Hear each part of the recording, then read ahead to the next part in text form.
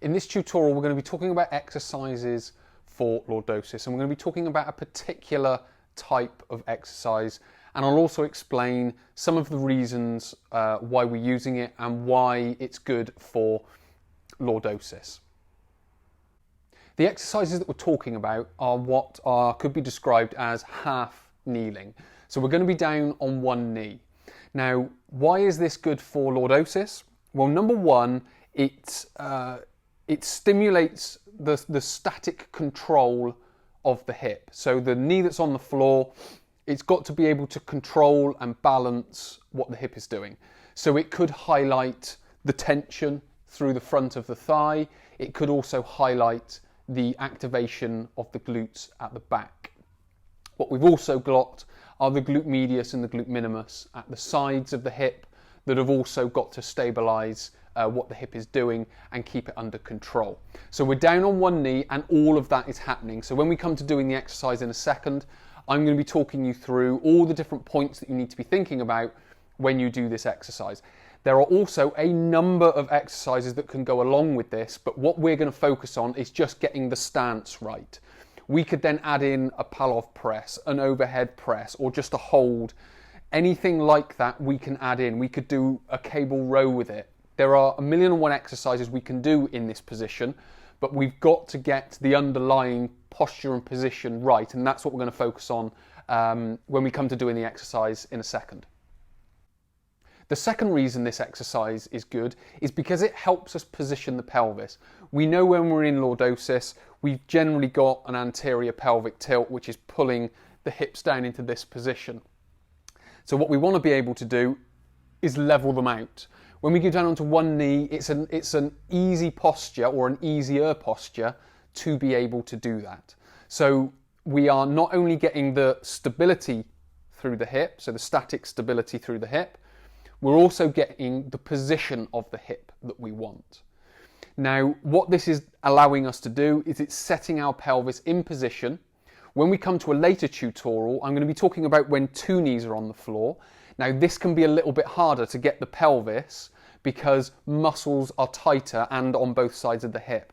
This becomes a little bit easier because we go down onto one hip and there's some slack in the hips because we've got one knee down and one knee up. So it helps us get that position a little bit more effectively. It's also slightly better than being standing, because what can happen when we're standing is we've got the influence of the ankle and the knees, which is going to position our hip. So we could be in that position, but when we come through, we're just moving at the ankle or at the knee. So we're not getting a true representation of the position of the hip. So what we want to be able to do is when the knee's down, we go from that position and then we pull the hip in and we go into that position. And that's what this half kneeling position helps us do. The third thing it helps us do, and I've mentioned this before, is the glute activation. Now, as I've mentioned in a later tutorial, we're going to do it down on both knees. It's easier to get the glute activation when we're on both knees, but it can be harder to reposition the pelvis because of the tightness through the front of the leg. So we're going to just start by getting into the position, and we're going to start a little bit of a focus on the glutes and their activation. Now, we're only going to be doing one side, and then when we put the other knee down, we'll do the other side. So it's a little bit harder because we're only contracting one glute at a time. Whereas when we go down onto two knees, it can be a little bit easier to activate the glutes, but harder to position the pelvis. But for now, we just want to be focusing on positioning the pelvis and getting some activation from the hips. So what we're going to look at next is the exercise itself, and I'm going to talk you through these 3 points that we've talked about whilst going through the exercise itself. The exercise setup is relatively straightforward. I'm going to be using this mat. I'm also going to give you a front view and a side view as well. So I'll be moving around as I'm talking about this. So essentially, as I've mentioned, we are down on one knee. So we're in this position. Now, we've got this knee and this foot. So what I recommend for people starting out is we come slightly wider, give us a slightly bigger base of support. As we get a little bit more advanced, as we create more stability, we can then bring the knee and the foot into a little bit more of alignment, and if we so choose, we could bring them onto what would be like a tightrope into that position, but then that becomes a lot more unstable through the hip and we have to work a little bit harder. But for now, we aren't working on that balance element of it. We're just working on getting into the position. So that's the position of the knee and the foot. What we then need to think about is the knee, the hip, and shoulder position. You could also look at the head as well. Now, what we're looking for is a straight line coming up through this position here. What we can find, and what a lot of people do find, is because of the lordotic posture and the tightness through the front of the hip, they might come into that position, or they might drop here. All that's doing, that's creating slack down the front of the body. As they come up, it's pulling it a little bit tighter. As they come forward, it's pulling it a little bit tighter. So you may feel there's a bit of a stretch going down the front of the thigh, sort of front of the hip type area. But again, this is something that we want to be managing. So we want that position, but what we also want is, if we've got that sort of lordotic sort of bum sticking out, we want to correct that. So again, that's another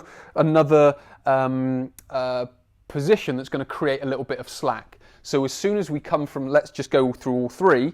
So we've got the sort of leaning forward and rounded, and we've got the lordotic posture. So as we come out of those, so we come forward, that's creating a bit more of a stretch. Then we reposition the pelvis, that's creating a little bit more of a stretch. And then we lift the torso, that's creating a little bit more of a stretch. So this is the bit that we want to, in some respects, master first. Before we get any arms doing anything, or before we're moving around, we could be doing rotations or chopping or whatever it might be. This is the position that we want to get. And this can also be good as a standalone exercise, because we're learning the position that we need to be in. So we're not thinking about sort of any metabolic sort of lifting or pushing or anything like that. It's simply just being able to get into the position, stretching out what needs to be stretched out, and positioning the pelvis. So that is in some respects, the basic position that you need to get into. So what we're now going to do, we're now going to talk about those three reasons why we do it. So we know that we need to have a decent base of support. So we've got feet and knee, sort of what would be on tram lines or train tracks, if you want to call it that. So we've got that position. So all we're focusing on, number one, is being able to level off that hip. So we're bracing the abdominals and we're staying up tall. So we're creating tension around here. Now what you should find as well is you've got that activation at the back. So you're squeezing the hip. So we're going from that lordotic posture, we're pushing the back down and the front up using the glutes and the abdominals. So the abdominals tighten and the glutes tighten into that position. And then all we can do is just hold that position. So we're just focusing on keeping that position, stretching those muscles out, but in that active position, and just holding there. What we would then do is you would then go simply just onto the other side. So we're just coming into this position.